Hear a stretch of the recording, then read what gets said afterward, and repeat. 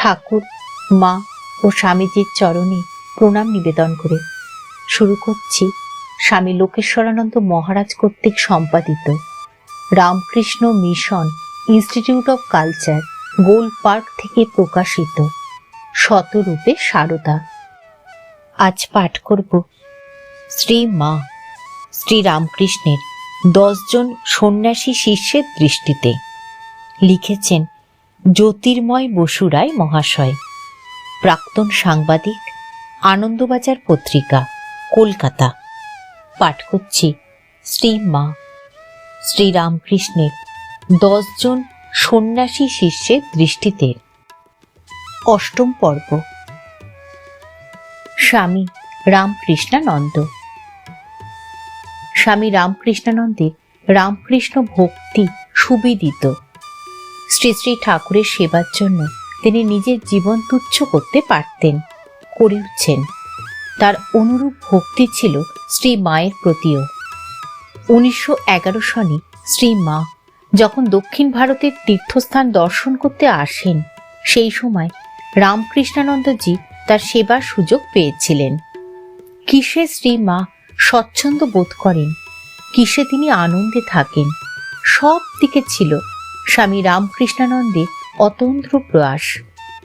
শ্রী মাকেও রামনাথের দেওয়ানকে বলতে শোনা যায়, আমার আর কি প্রয়োজন, আমাদের যা কিছু দরকার সব শশী ব্যবস্থা করছে। পুরী থেকে শ্রী মা যখন মাদ্রাজে এলেন, তখন গ্রীষ্মকাল।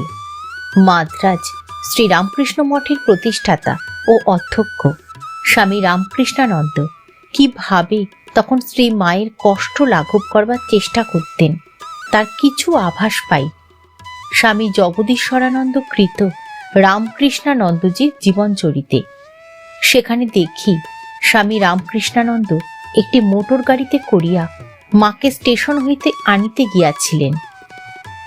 মোটরে বসিবার গদিটি গরমে অত্যন্ত উত্তপ্ত হইয়া ওঠায় স্বামী রামকৃষ্ণানন্দ আপনার পরিধেয় বস্ত্র কলের জলে ভিজাইয়া গদিটি ঠান্ডা করিয়া দিয়াছিলেন। তিনি মায়ের মধ্যে ঠাকুরকে দেখিতে পাইতেন, তাই ঠাকুরের মতোই মায়ের সেবা করিতেন। অগ্নি আর তার দাহিকা শক্তির ন্যায় ঠাকুর এবং মা অভেদ, একথা তিনি প্রায়ই বলতেন। স্বামী বিশুদ্ধানন্দ লিখেছেন, শ্রী শ্রী মাতা ঠাকুরানীকে দর্শন করিলে শশী মহারাজ অর্থাৎ স্বামী রামকৃষ্ণানন্দ ভাবে আত্মহারা হইয়া যাইতেন। শ্রী শ্রী মাতা ঠাকুরানী যখন দক্ষিণ দেশে তীর্থ পর্যটনে যান, তখন তাহাকে পাইয়া শশী মহারাজের কি আনন্দ ও উৎফুল্ল ভাবে না দেখিয়াছি। শ্রী শ্রী মার যাহাতে বিন্দুমাত্র কষ্ট বা অসুবিধা না হয়, সেজন্য শশী মহারাজ স্বীয় দেহ মনে সমগ্র শক্তি একত্রিত করিয়া সেবায় নিযুক্ত করিয়াছিলেন।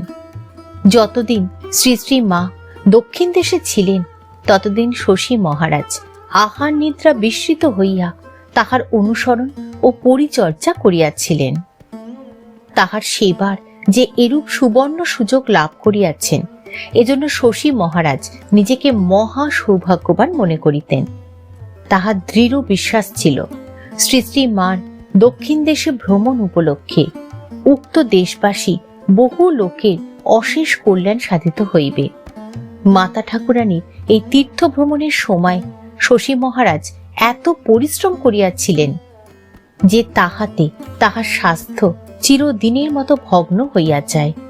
তিনি আর সুস্থ হইতে পারেন নাই। ব্যাঙ্গালোর আশ্রমে স্বামী রামকৃষ্ণানন্দ একদিন শ্রী মায়ের চরণে মাথা রেখে শ্রী শ্রী চণ্ডীর স্তব আবৃত্তি করিয়াছিলেন। স্বামী গম্ভীরানন্দ এই ঘটনার বিবরণ দিয়েছেন। ঘটনাটি এই, ব্যাঙ্গালোর আশ্রমের পিছন দিকে আশ্রমেরই জমির উপর একটি পাহাড়ের টিলা ছিল। শ্রী মা যখন ব্যাঙ্গালোরে গিয়েছিলেন, সেই সময় একদিন সন্ধ্যার কিছু আগে শ্রী মা অপর 2-1 জনের সঙ্গে সেই টিলায় উঠে আপন মনে সূর্যাস্ত দেখছিলেন। স্বামী রামকৃষ্ণানন্দের কাছে এই খবর পৌঁছল। শুনিয়াই তিনি যেন কেমন বিহ্বল চিত্তে বলিয়া উঠিলেন, মা পর্বতবাসিনী হয়েছেন? বলিয়াই ত্বরান্বিত হইয়া ওই দিকে অগ্রসর হইলেন। রামকৃষ্ণানন্দজির দেহ স্থূল, দ্রুত চলিতে পারেন না, আবার ওইটুকু পাহাড় উঠিতেই হাঁপাইতে লাগিলেন। কিন্তু তখন তাহার সেদিকে ভ্রুক্ষেপ নাই। ওইভাবেই তিনি সেখানে পৌঁছিয়া দণ্ডবৎ প্রণাম করিলেন এবং মায়ের শ্রীপাদ পদ্মে মস্তক রাখিয়া স্তব করিতে লাগিলেন। সর্বমঙ্গল্য মঙ্গল্যে শিবে সর্বার্থ সাধিকে। আর বলিতে লাগিলেন, কৃপা কৃপা। শ্রী মা তাহার মাথায় হাত বুলাইয়া যেন অবোধ সন্তানকে শান্ত করিতে লাগিলেন। ক্রমে রামকৃষ্ণানন্দজি প্রকৃতস্থ হইয়া বিদায় লইলেন। স্বামী রামকৃষ্ণানন্দের অন্তরের একান্ত আকাঙ্ক্ষা ছিল, শ্রী শ্রী মায়ের পাদস্পর্শে দক্ষিণ ভারত পবিত্র হবে এবং তার দর্শন ও উপদেশে ওই অঞ্চলে রামকৃষ্ণ আন্দোলন অধিকতর শক্তিশালী হবে। তার মনের সেই ঐকান্তিক বাসনা চরিতার্থ হওয়ায় স্বস্তির নিঃশ্বাস ফেলে তিনি বলেছিলেন, এই আমার শেষ। বাস্তবিক শ্রী মা কলকাতায় ফিরে আসার কিঞ্চিদধিক 4 মাস পরেই শশী মহারাজ কলকাতায় উদ্বোধনে দেহ রক্ষা করেন। শ্রী মা তখন জয়রাম বাটিতে। মহাসমাধির কিছুদিন আগে একদিন কবিরাজ তাকে জিজ্ঞাসা করলেন, আপনি স্বপ্নে শ্মশান, তুলসী কানন প্রভৃতি দেখেন কি? স্বামী রামকৃষ্ণানন্দ উত্তর দিলেন, ওসব দেখি না, তবে ঠাকুর, মা, স্বামীজি, দক্ষিণেশ্বর প্রভৃতি দেখি। শরীরত্যাগের 2-3 দিন আগে একদিন সকালে তিনি হঠাৎ ব্যস্ত সমস্তভাবে সেবককে বললেন, ঠাকুর, মা, স্বামীজি এসেছেন, আসন পেতে দে। প্রথমে সেবক কিছুই বুঝতে পারেন না। পরে শশী মহারাজ আবার তাকে আদেশ করলে সেবক সে আদেশ পালন করলেন। সেবক দেখলেন শশী মহারাজ কোনো অদৃশ্য দৃশ্যের দিকে পলকহীন চোখে চেয়ে 3 বার প্রণাম করলেন এবং প্রণামান্তে বললেন তারা চলে গেছেন। এই সময় শ্রীমাকে দেখার জন্য তিনি অত্যন্ত ব্যাকুল হয়েছিলেন। তাই স্বামী ধীরানন্দ শ্রীমাকে আনতে জয়রামবাটি যান, কিন্তু শ্রীমা আসতে চাননি। মাত্র কিছুদিন আগে তার এই সন্তান তার যে আপ্রাণ সেবা করেছিলেন, সেই স্মৃতির সঙ্গে তার এই প্রাণঘাতী পীড়ার খবর তাকে নিয়ত যন্ত্রণা বিক্ষত করেছিল।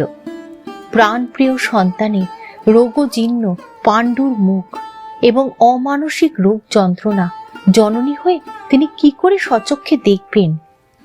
আর যদি তার সামনেই সন্তানের দেহত্যাগ হয়, তাই বা তিনি সহ্য করবেন কিভাবে? তাছাড়া উদ্বোধনের মতো স্বল্প পরিসর বাড়িতে তার ও তার সঙ্গের লোকজনের উপস্থিতি রোগীর অসুবিধারই সৃষ্টি করবে। এসব অনেক ভেবে শ্রী মা স্বামী ধীরানন্দকে বুঝিয়ে ফিরিয়ে দিলেন। শ্রী মা স্থূল শরীরে শশী মহারাজের কাছে যাননি ঠিকই, কিন্তু সূক্ষ্ম শরীরে সন্তানের শয্যা পার্শ্বে এসে উপস্থিত হয়েছেন।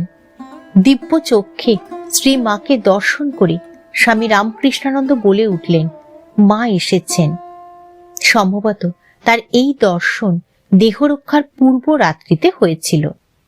পরদিন সকালে অলৌকিক এই দর্শনের কথা তিনি সুগায়ক পুলিনবাবুকে বলেন এবং ওই সম্পর্কে গিরিশবাবুকে দিয়ে একটি গান রচনা করতে অনুরোধ করেন। গানের প্রথম চরণটি হবে পোহালো দুঃখ রজনী। সে কথাও গিরিশবাবুকে জানিয়ে দিতে শশী মহারাজ পুলিনবাবুকে অনুরোধ করেন। তার ভাব ও দর্শনকে অবলম্বন করে গিরিশচন্দ্র ঘোষ একটি অনুপম সঙ্গীত রচনা করে দিলেন এবং পুলিনবাবু গানটিতে বেহাগ রাগিণীতে সুরারোপ করে গানটি গেয়ে শোনালেন। স্বামী রামকৃষ্ণানন্দ মুদ্রিত নয়নে আবিষ্ট মনে অনেকক্ষণ ধরে এই সঙ্গীতটি শুনলেন।